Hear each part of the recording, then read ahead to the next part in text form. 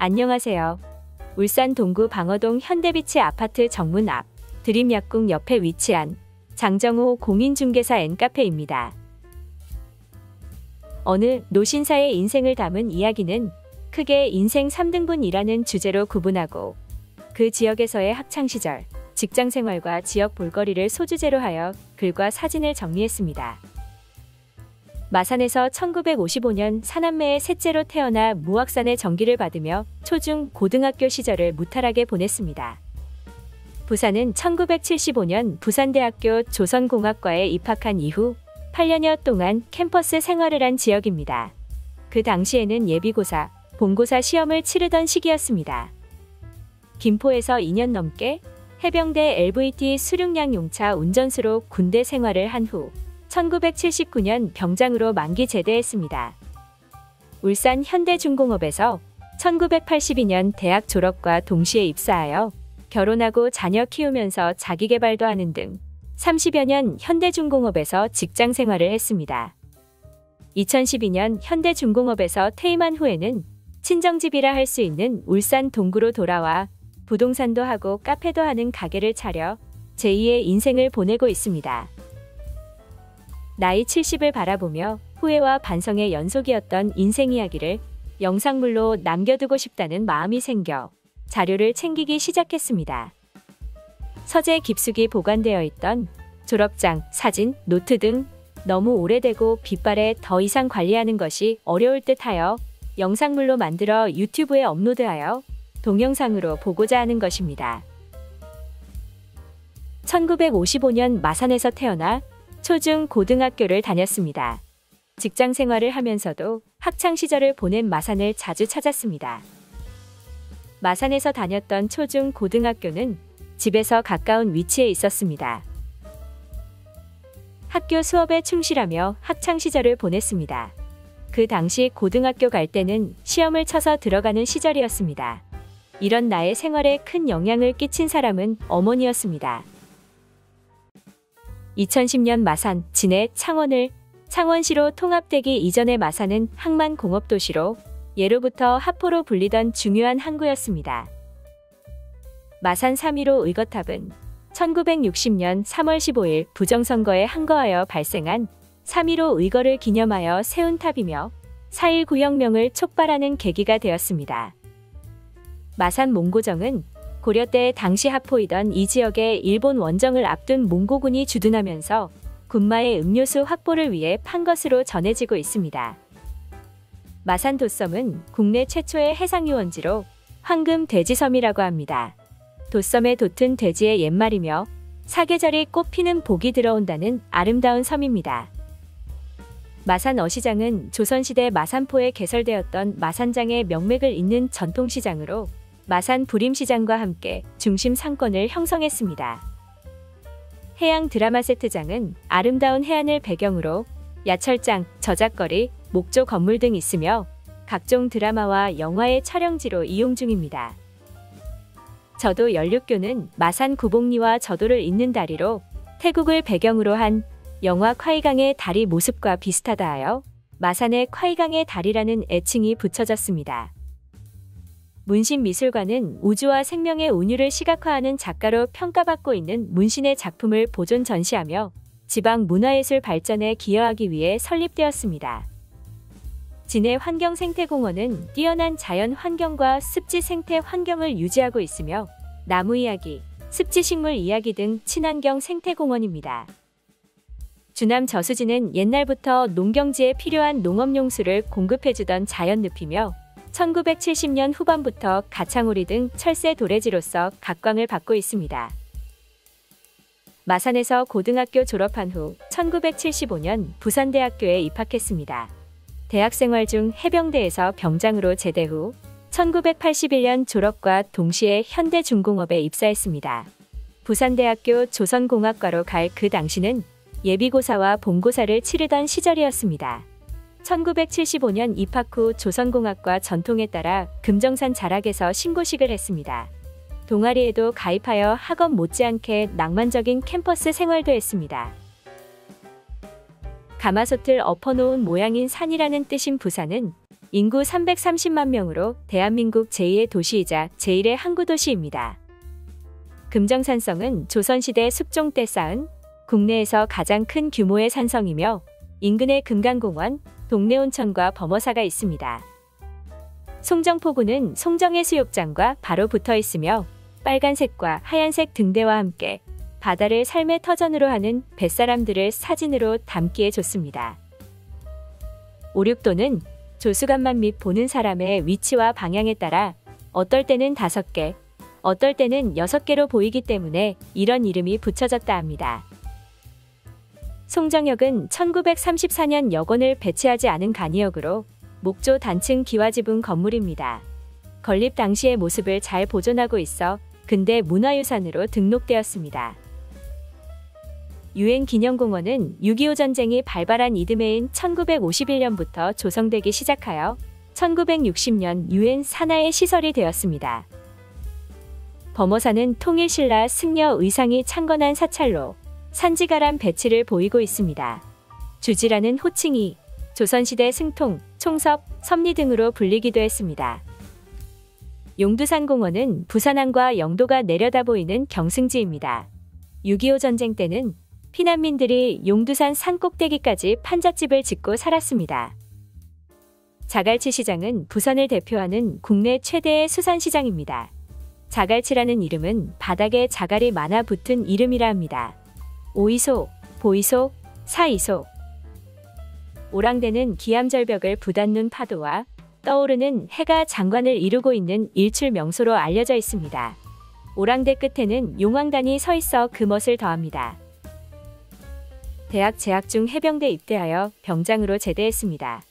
제대 후에도 해병대 다닐 때의 추억을 더듬어 김포와 강화도를 여행하곤 했습니다. 1976년 해병 319기로 진해에서 전반기 8주, 포항에서 하반기 12주 훈련을 받은 후 김포에 위치한 LVT 수륙량 용차 부대에 자대 배치받아 김포와 강화도에서 훈련을 받았습니다. 1979년 병장으로 제대를 한 후 대학은 계속 다녔습니다.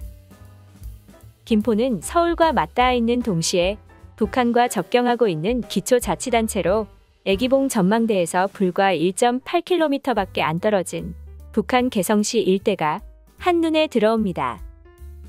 김포 문수산성은 숙종 때 구축한 것으로 강화 각고증과 마주하는 김포 쪽에 위치하여 각고증과 더불어 강화도 입구를 지키는 성입니다. 애기봉은 한국전쟁 때 엄청난 희생을 치른 격전지이며 지금도 서부전선을 지키는 최전선으로 해병부대가 경계 근무를 실시하고 있습니다.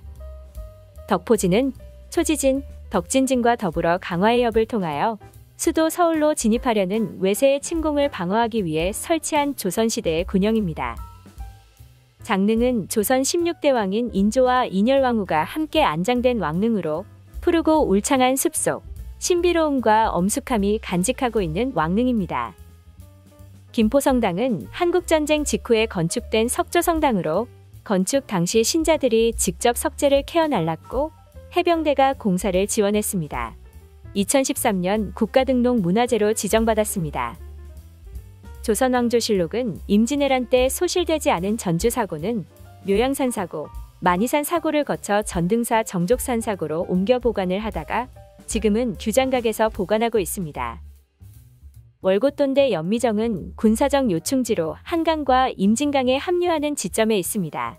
인조 정묘호란 때 후금과 굴욕적인 강화조약을 체결한 장소입니다.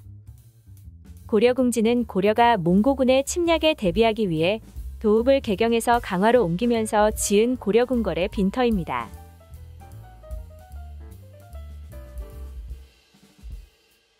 마산 및 부산에서의 학창시절, 김포에서의 군대 생활을 마친 후 울산 현대중공업에 입사하여 30여 년 일을 했으니 울산은 제2의 고향이나 다름없습니다. 1981년 울산 현대중공업에 입사하여 기획, 물류, 생산 및 국내조선 발전을 위해 맡은 바 업무에 최선을 다했습니다. 직장 생활하면서 적은 단상을 책으로도 출판했습니다. 세계 최초로 맨 땅에서 배를 만드는 육상건조 신화 창조 후 30여 년의 직장 생활을 마무리 짓고 퇴임했습니다. 울산은 1997년 광역시로 승격되었으며 한반도 최대의 공업도시인 만큼 제조업이 강하며 그 중에서 3대 산업은 자동차, 석유화학, 정유, 조선업입니다. 방구대 암각화는 태화강의 지류 대곡천의 암벽에 새겨진 선사시대의 암각화입니다. 여러 가지 동물과 사냥하는 모습 등 200여 점의 그림이 그려져 있습니다.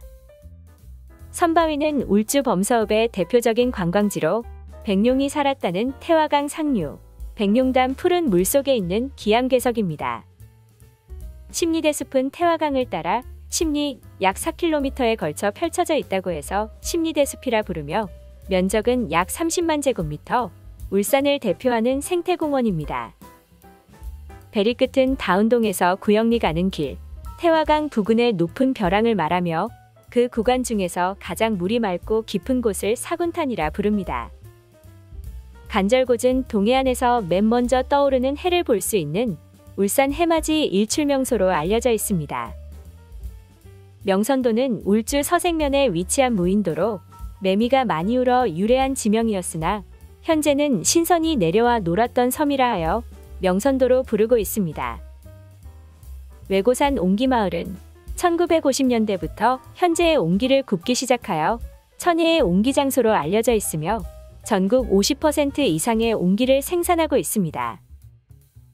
파래소 폭포는 신불산 자연휴양림 안에 있으며 물이 차갑고 수심이 매우 깊어 가뭄에도 마르지 않는 폭포라고 합니다. 화암 주상절리는 육각형과 삼각형 모양으로 화암마을 강동해안을 따라 200m에 걸쳐 펼쳐져 있으며 수평 또는 수직 방향으로 세워진 목재 더미를 연상케 합니다.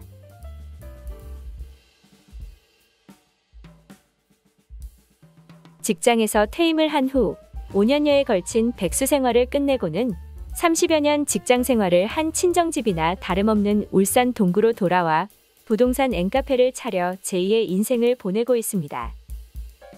2012년 퇴임 후 백수 생활 중에도 출판, 사진, 답사, 주례 및 중소기업 자문 활동을 했습니다. 평생 동안 할 수 있는 일을 하기 위해 공인중개사, 바리스타 자격증을 획득하고는 2017년 울산 동구 방어동의 부동산 앵카페로 제2의 인생을 보내고 있습니다. 한반도를 꼭 빼닮은 울산 동구는 울산에서도 섬 아닌 섬으로 불리다가 울산대교 건설로 인해 터널도 생겨 시내로 출퇴근 시간이 많이 걸리지 않습니다.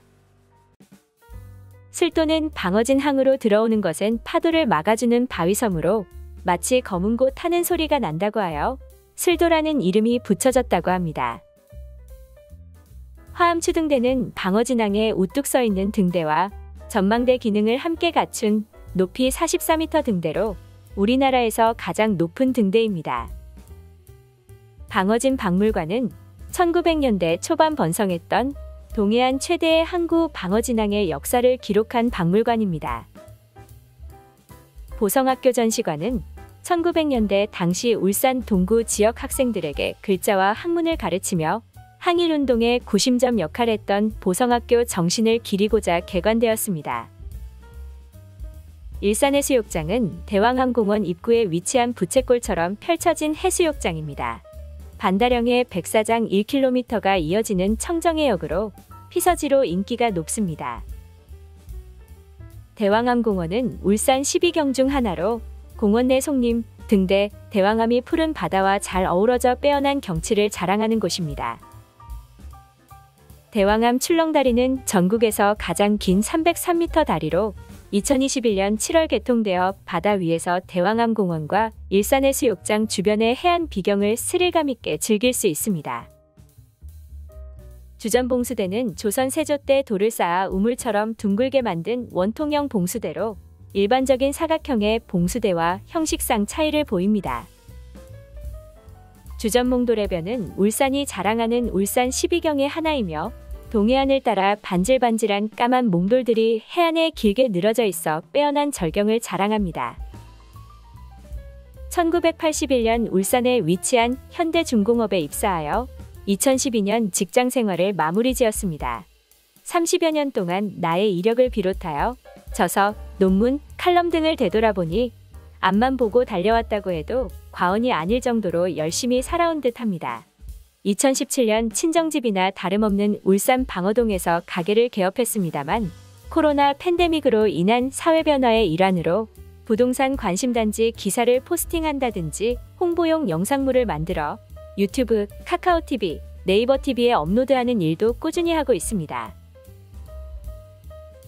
울산 방어동에서 부동산도 하고 카페도 하는 장정호 부동산 앤카페는 현대비치 아파트 정문 앞에 위치하고 있습니다. 언제든 편하게 전화주세요.